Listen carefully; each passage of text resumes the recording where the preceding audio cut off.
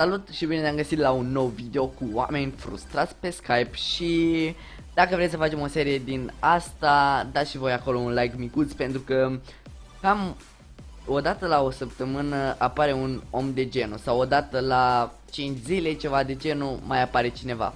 Ok, mulți nu i-am filmat, dar am zis să-l mai filmez și pe tipul ăsta, că ăsta e chiar amuzant. Nu-i arăt Skype, că nu vreau să-l adăugă sau ceva de genul, și nici canalul de YouTube nu o să-i arăt. Și fraților, primesc foarte multe mesaje pe Skype. Astea le-am primit în 5 minute.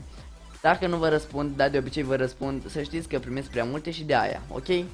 Bun, deci contactează-mă pe Skype doar dacă ai ceva important. În fine, hai să trecem la episodul nostru. El începe: bă, mă bagi în SMP, numele de Minecraft, bla bla bla bla bla. Mă uit pe canalul lui, pe care mi l-a dat mai sus, dar nu o să arăt canalul lui pentru că nu vreau să-i fac view-uri și chestii. Nu ai suficientă activitate, îi scriu. Nu avea nici activitate, dar nu avea nici calitatea suficientă, pentru că avea 480p la un video 720. În fine, nu contează asta. Ok, pa, îmi scrie el. For the win egal fătălău. Aici m-am enervat eu când am văzut for the win egal fătălău. În fine. Și chestiile astea de la clownfish-ul lui nu băgați în seamă, că hai să zic ceva, n-am nevoie. Eu doream să filmez în SMP.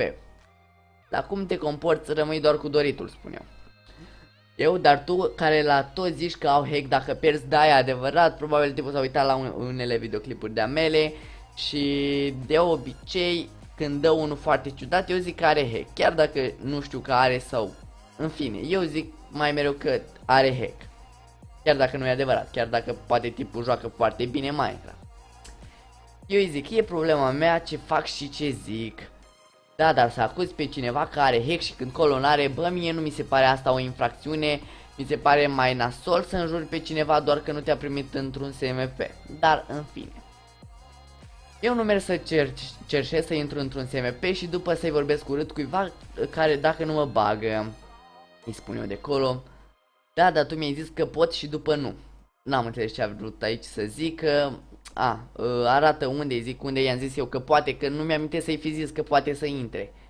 Îmi scrie pa și eu îi zic pup, și după îmi dă asta, că tipul ăsta i-a zis că poate să intre sau ceva de genul. Îi zic după pa. În fine, aici nu e important. Uite, și da, i-am zis că poate să intre dacă are peste 150 de subscriber și calitate. Cum vă zic tuturor, dacă aveți calitate, da frate, intră dacă ai calitate și peste 150 de subs. În fine, și am, de fapt nu are tipul, da, în fine, îi scriu că n-are. Hai să dăm mai repede, să derulăm mai repede. Și după o zis, dar cine mai știe să numere în ziua de azi, nu înțeleg ce legătură are. Și zic să învețe româna pentru că avea un videoclip unde o scris greșit ceva, în fine. Și iar îmi scrie for the win egal fătălău, pa. Și apoi scriu, ți-aș face hate, dar îți fac vizualizări. Oricum nu fac hate nimănui, nu vă speriați că vă fac vizualizări. Nu, de asta nu sunt genul de persoană care să facă hate. Și după îi spun că nu vei reuși în viața ta cu canalul ăla, pentru că sincer nu are calitate, frate. Dacă nu ai calitate, nu vei reuși. El îmi spune că nu își face carieră, eu spun că nici nu ai putea. Și iar mă face copil prost, eu nu i-am făcut nimic. Da, uite, i-am zis să salute YouTube-ul și stai că vă salută, uite, v-au salutat aici. Și îi zic că apare și el pe live și chestii. După mă întreabă, ai CSGO? Îi zic că n-am CSGO, că n-am bani de CSGO. Îi zic că am bani de o carte de gramatică.